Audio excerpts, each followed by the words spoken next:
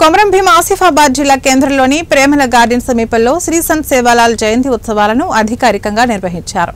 అధికారులు నిర్వాహకులు ప్రోటోకాల్ పాటించడం లేదని సభలో ఎమ్మెల్యే కోవా లక్ష్మి ఫైర్ అయ్యారు.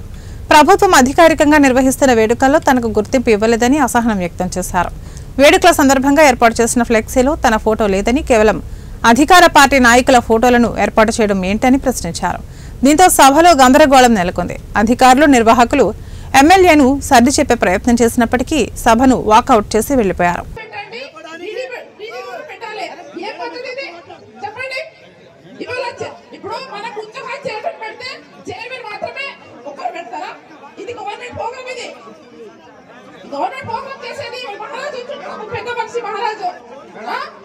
ఏ రోజు కూడా మేము చెప్తాను ఇవాళ సభాధ్యక్షులుగా ఎమ్మెల్యే ఉన్నప్పుడు